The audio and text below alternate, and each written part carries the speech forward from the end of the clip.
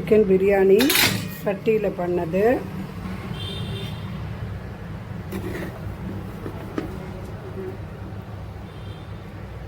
நானும் first time தாங்க பண்ணேன். அடுத்து இந்த கொத்தவரங்காய் பொரியல் பார்க்குறேன். டேஸ்ட் நல்லா நம்ம எப்பவுமே பண்ணிக்கிற அந்த பிரியாணி டேஸ்ட்டில் தான் இருக்குது. வணக்கமுங்க. இன்றைக்கி நம்ம வீட்டில் சிக்கன் பிரியாணி, அப்புறம் கொத்தவரங்காய் பொரியல். இன்றைக்கி நம்மளுக்கு ஒரு வேளைக்கு தான், 2 பேர் தான், ஈவினிங் வெளியில் போகிறோம். அதனால் இப்போ பண்ணலான்னு உங்களுக்கு சட்டி பற்றி கொஞ்சம் பேசணும். இதுக்கு முன்னாடி நான் பேசியிருக்கேன். இந்த சட்டியில் இந்த மாதிரி எண்ணெய் கசிவு வருதுன்னு சொல்லியிருக்கேன் இல்லையா? அது அப்படி தாங்க வருது. நான் இத்தனைக்கும் இதை வந்துட்டு ஒரு 15 டேஸ் வெயில்லையே வச்சேங்க. அப்போ இப்படி தான் வருது. லைமு, உப்பு, அப்புறம் வந்துட்டு இது அரிசி மாவு எல்லாத்தையும் போட்டு நிறைய வாட்டி வாஷ் பண்ணி வெயிலில் வச்சேன். ஆனாலும் இந்த எண்ணெய் கசிவு வருதுங்க. இதுதான் இப்போ எனக்கு இதில் பண்ண பயமாக இருக்குது. பட் இதில் வந்து பிரியாணி பண்ணி பார்க்கலாம் அப்படின்னு. இப்போ பாருங்கள், அதில் திருப்பியும் அப்படி தான் எண்ணெய் கசிவு வருது. என்கிட்ட டிஷ்யூ பேப்பர் இல்லை. நான் இந்த நான்வெஜ் இது பண்ணுற ஸ்க்ரப்பர் தான் இது. இந்த ஸ்க்ரப்பரை வச்சு இப்படி எடுத்துடுறேன்.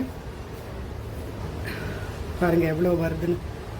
இந்த மாதிரி நம்ம வந்து இது பாத்திரம் நல்லதாக கூட இருக்கலாம். பட் இந்த மாதிரி இந்த பழைய ஆயில் எல்லாம் இருக்குன்னா அது டேஞ்சர் தானே. எனக்கு பாருங்கள் எவ்வளோ இருக்குதுன்னு. நான் இத்தனைக்கும் இதில் வந்துட்டு எவ்வளோ உப்பு, இது அரிசி மாவு, லெமன் போட்டு நிறைய வாட்டி க்ளீன் பண்ணி வெயிலில் வச்சு நான் இது பண்ணேன். பட் இருந்தாலும் இப்படி தான் வருது. இதுதான் ஃபஸ்ட் டைம் யூஸ் பண்ணுறேன். அத்தனை பண்ணிவிட்டு இப்போ கொஞ்சம் ஒரு வாட்டி வாஷ் பண்ணிட்டு வந்துடுறேன். நான் அதை வாஷ் பண்ணி திருப்பி வச்சுருக்கேன். சூடு ஆயின்னு இருக்கட்டும். அதுக்கு நான் வெறும் 1/4 கிலோ சிக்கன் தான் வாங்கியிருக்கேன். நான் பாருங்கள் கொஞ்சமாக தான் பண்ண போகிறேன். நார்மல் பீசஸ் பிரியாணி அந்த டைப் எல்லாம் கிடையாது. ஒரு பெரிய வெங்காயம், ஒரு பெரிய தக்காளி, 2 பச்சை மிளகா, கொஞ்சம் கொத்தமல்லி, இது புதினா வந்து வாஷ் பண்ணி கட் பண்ணி வச்சுருக்கேன். அப்புறம் அதுக்கு இஞ்சி பூண்டு விழுது அரைச்சி வச்சுருக்கேன்.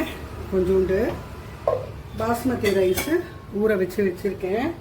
இவ்வளோதாங்க, 150 கிராம்ஸ் தான். இந்த கொத்தவரங்காவை வேக வச்சுருக்கேங்க. உப்பு போட்டு தாளிச்சிடுறது தான், அவ்வளோதான். இப்போ இந்த சட்டி காஞ்சிடுச்சு. அதில் எண்ணெய் விடுறேன். கொஞ்சம் நெய் போட்டுட்டு நல்லா சூடாகட்டும். இப்போ இதில் நான் இத்தினோண்டு பட்டை இவ்வளோதாங்க போட்டிருக்கேன். அது சுருளி பட்டை, அப்புறமா 2 ஏலக்காய், ஒரு 3 கிராம்பு, அப்புறம் இந்த இந்த பூ, இந்த ஸ்டார் அனஸ் 3 அந்த இது பிரித்த மாதிரி எடுத்திருக்கேன் உடைச்சி. அப்புறமா இதில் பிரியாணி இலைங்க நான் கொஞ்சம் கட் பண்ணி வச்சுருந்தேன். அது போட்டுட்டு வெங்காயம் போட்டுருங்க.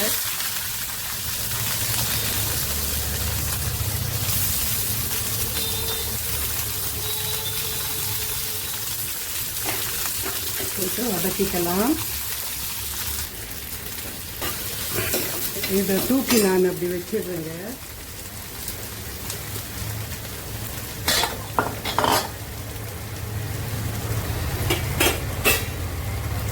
ஏன்னா இதோட ஆயில் எல்லாம் அதில் தெளிக்குது. அதனால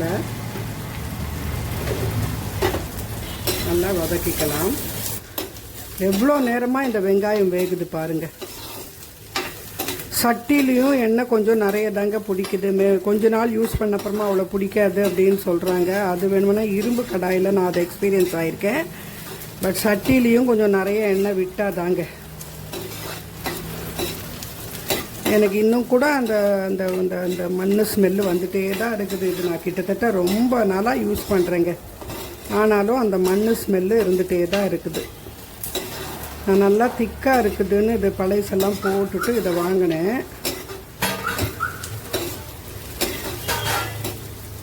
இப்போ இந்த அளவுக்கு வெந்திருக்கு. நான் இப்போ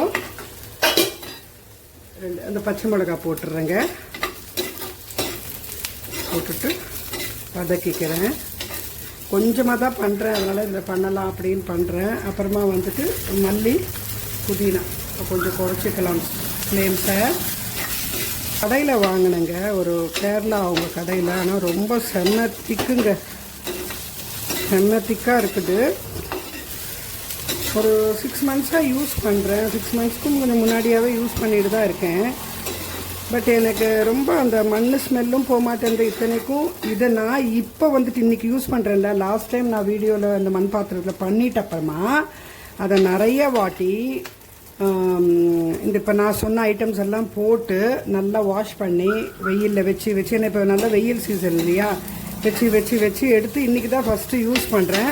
இன்றைக்கும் கொஞ்சம் கசிவு வந்தது. ஆனால் அதை தொடச்சி விட்டுட்டு திருப்பி வாஷ் பண்ணி வச்ச அப்புறமா வரல. ஸோ இனிமேல் நான் வந்து அப்படி தான் வாஷ் பண்ணலான் இருக்கேன். எவ்ரி யூசேஜுக்கு அப்புறமா அரிசி மாவு, லெமன், உப்பு போட்டு நல்லா க்ளீன் பண்ணி வச்சிடலான்னு. இது என் பையன் தான் எனக்கு சொன்னான்,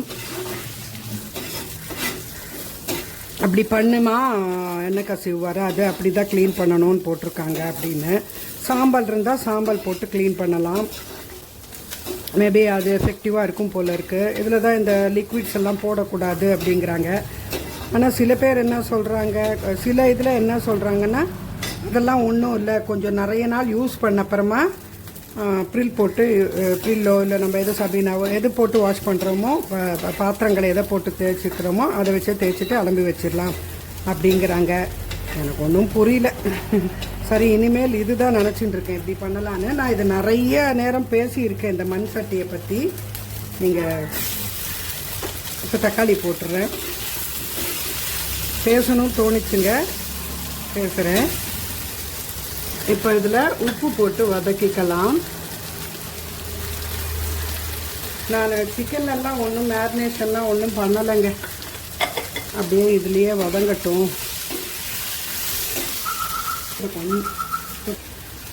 இஞ்சி பூண்டு பேஸ்ட் போட்டுடலாம்.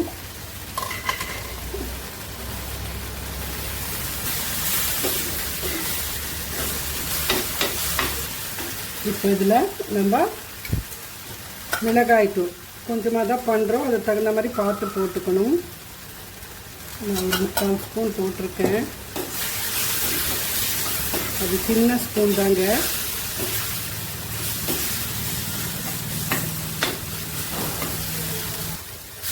இப்போ நம்ம தயிர் போட்டுக்கலாம். கொஞ்சமாக பண்ணுறதுனால கொஞ்சம் கொஞ்சமாக எல்லாமே போடுறேன். அப்படியே வதங்கின உடனே தயிர் இப்போ சிக்கனை தூக்கி இதில் போட்டுடலாம்.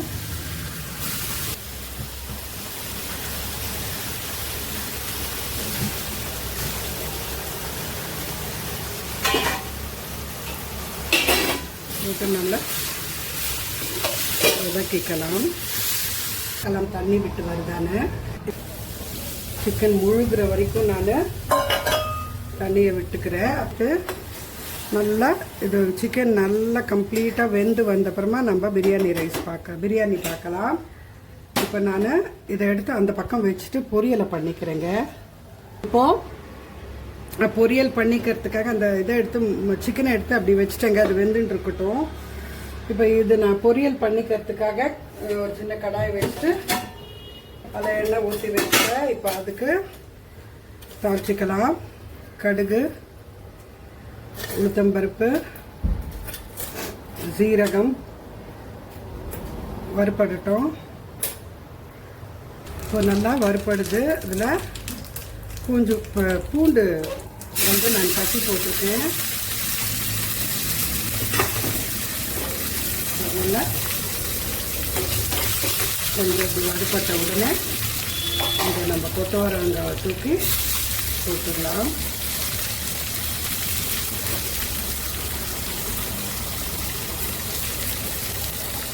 வதக்கி விட்டுட்டு எல்லாத்தையும் நல்லா புரட்டி விட்டுட்டு, இது வந்து ஸ்டவ்வு பெரிய ஸ்டவ் இந்த பக்கம் கொடுத்துருக்காங்க, சின்ன ஸ்டவ்வெல்லாம் நடுவில் கொடுத்துருக்காங்க. பட் வீடியோவுக்கு நம்மளுக்கு கொஞ்சம் மஞ்சள் தூள் போட்டுக்கிறேன். இந்த ஸ்டவ்வில் பண்ணி காமிச்சு தான் ஈஸியாக இருக்குது.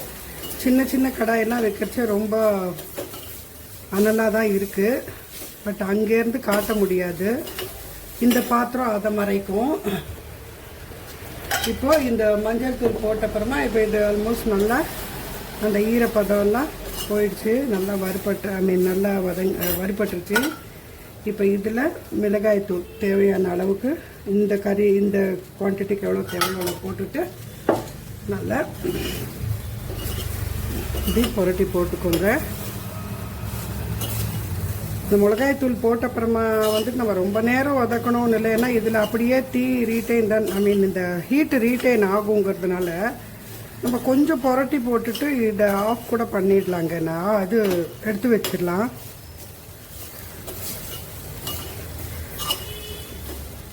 இது முடிஞ்சுதுங்க, அவ்வளோதாங்க கொத்தவரங்காய் பொரியல்.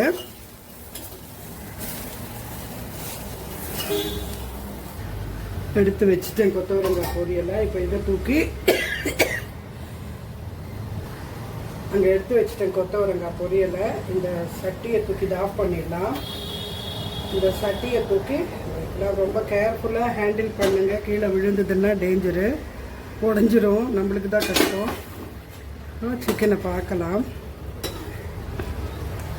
ஆனால் அது சின்ன ஸ்டவ் இல்லையா, அதனால் கொஞ்சம் சின்னதாக வெந்துட்டுருக்குது. அதில்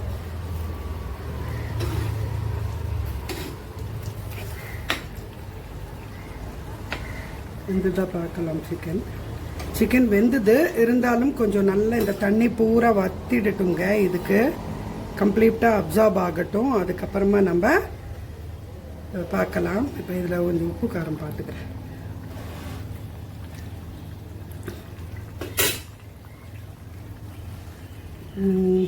கொஞ்சம் போடலாம் போல் இருக்குது உப்பு. நான் கடைசியில் நல்லா வத்தி வந்தப்புறமா இப்போ போட்டுட்டேன்னு வச்சுக்கோங்க, சம்டைம்ஸ் பீஸ்க்கு ரொம்ப கரெக்டாக இருக்கிற மாதிரி இருக்குது, உப்பாயிட போகுது. இது நல்லா வத்தி வந்து கிட்டக்கு வந்தப்புறமா அரிசிக்கு தேவையான தண்ணியை விட்டுட்டு, அப்போ வேணுமென்னா நான் கலந்து விட்டுட்டு தேவைப்பட்டால் போட்டுக்கிறேன். அப்போ லெமன் பிழிஞ்சிட்டு அதோடு நம்ம தம்மில் வச்சிட வேண்டியதுதாங்க. திறந்து பார்க்கலாங்க. கிட்டத்தட்ட ஒரு 10 நிமிஷம் வேகுதுங்க. தண்ணி இன்னும் பாருங்கள் எவ்வளோ இருக்குது, இன்னும் சுண்டவே இல்லை. எனக்கு என்னமோ ஸ்டீல் பாத்திரமே நிம்மதிங்க, அதில் எந்த பேடும் இல்லை. ஸ்டீல் பாத்திரத்தில் இதில் வேல்யூஸ் இருக்குது. நம்ம கேஸ்லலாம் இது பண்ணால் லாய்க்கப்படாதுங்க.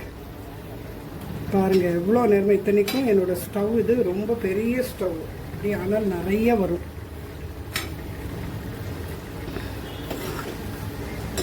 நல்லா சுண்டி வரட்டுங்க, பார்க்கலாம். இப்போது இந்த அளவுக்கு வந்திருக்குங்க. இதெல்லாம் கொஞ்சம் மசாலாஸ் தான், இதை தண்ணி கணக்கில் நம்ம போட்டுக்க வேண்டாம். இது எவ்வளோ நேரம் ஆகுதுங்க. எல்லாம் மண் சட்டியெல்லாம் ஒன்லி ஃபார் அடுப்பு. இப்போ நம்ம 1க்கு 1.5 கணக்குன்னு சொல்லுவாங்களே, நான் கொஞ்சம் இதில் பயமாக இருக்குங்க. எனக்கு கொஞ்சம் ஜாஸ்தி ஊற்றலான்னு நினைக்கிறேன். இப்போ 1 கிளாஸ் எடுத்திருக்கேன் ரைஸு. அப்புறம் ஒரு 1.5க்கும் ஜாஸ்தி ஒரு 1.25 கிளாஸ் ஊற்றிருக்கேங்க. பார்க்கலாம். ஏன்னா எனக்கு இது வேகிற இதை பார்த்தா ரொம்ப நேரம் ஆகுது. அதனால் மேபி தண்ணி நிறைய இழுத்துக்குமா, தண்ணி தேவைப்படுமா அரிசிக்குன்னு எனக்கு தெரியல. இப்போ நான் உப்பு காரம் பார்த்துக்கிறேன். ஓகேங்க, கொஞ்சம் தூக்கலாகவே இருக்குது. கொஞ்சோண்டு ஜஸ்ட்டு சும்மா கொஞ்சம் ஒரு 7-8 ட்ராப்பு இது லைம் பிழிஞ்சிக்கிறேன். ஏன்னா தயிரும் கொஞ்சம் புளிச்சிருக்கு, தக்காளியும் நல்லா கொஞ்சம் நாட்டு தக்காளி புளிப்பாக தான் இருந்தது. அந்த பண்ணுறதும் கொஞ்சம். இப்போ இதை நம்ம மூடி வச்சுட்டு நல்லா பாயில் வரட்டும். இப்போ திறந்து பார்க்கலாம். பாயில் வந்துட்டுருக்கு.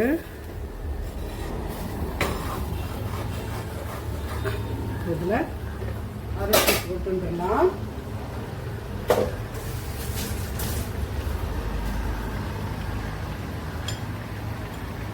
நான் ரொம்ப கொஞ்சம் தாங்க பண்ணுறேன். போகிறோம் எங்கள் 2 பேருக்கு ஒரு வேளைக்கு இது போகிறோம் இந்த வெயிலுக்கு. பட் வாய் என்னமோ அடங்க மாட்டேங்குது. வெயிலாக இருந்தாலும் நம்மளுக்கு நான்வெஜ் சாப்பிடணும் தான் இருக்குது. என்ன பண்ணுறது, நிறைய மோர் குடிச்சிக்க வேண்டியது தான், அவ்வளோதான் காம்பன்சேட் பண்ணுறதுக்கு. மொத்த ரைஸையும் போட்டாச்சு. கலந்து விட்டுடலாம் நல்லா. நான் இது ஃபஸ்ட் டைம் தாங்க இதில் பண்ணுறது, சட்டியில் பிரியாணி பண்ணுறது. நிறைய பேர் பண்ணுறாங்க, சரி பண்ணி பார்க்கலாம் அப்படின்னு தான். இப்போ இது கொஞ்சம் தண்ணி வந்து நல்லா கொஞ்சம் குறைஞ்சி வரட்டும். இப்போ நான் மூடி வச்சுட்டு இது அப்படியே நான் சிம்மில் வச்சுட்டுங்க. இப்போ இப்படி இருக்குது. நான் இப்படியே இதை ஒரு 10 மினிட்ஸ் வச்சுட்டு காட்டுறேன். இப்போ 10 மினிட்ஸ் ஆயிடுச்சுங்க. நான் பார்க்குறேன் எடுத்து. நல்லா வந்திருக்கு.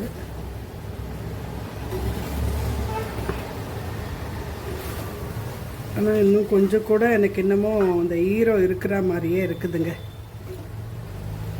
இன்னும் கொஞ்சம் கூட ஈரம் இருக்கிற மாதிரியே இருக்குது. ரைஸ் வெந்துருச்சு. பட் இதுலேயே ஹீட் ரீட்டைன் ஆகுங்கிறதுனால நான் அப்படியே இதை மூடி வச்சுட்டு ஆஃப் பண்ணிடுறேங்க. ஒரு 15 மினிட்ஸ் கழிச்சு விட்டு பார்க்கலாம் இது எப்படி இருக்குதுன்னு.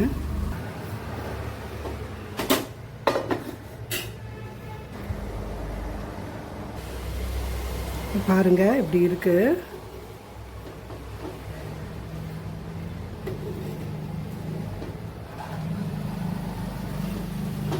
சிக்கன் சட்டியில் பண்ண பிரியாணிங்க.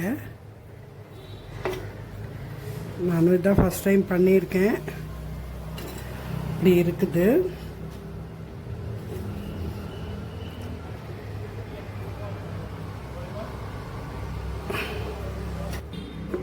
சிக்கன் பிரியாணி சட்டியில் பண்ணது.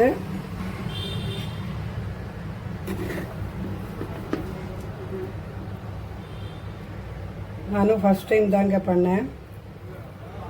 அடுத்து இந்த கொத்தவரங்காய் பொரியல். இவ்வளோதாங்க. கொத்தவரங்காய் ரொம்ப மெலிசாக இருந்தது. போட்டு பார்க்குறேன். டேஸ்ட் நல்லா நம்ம எப்பவுமே பண்ணிக்கிற அந்த பிரியாணி டேஸ்ட்டில் தான் இருக்குது. தேங்க்யூ.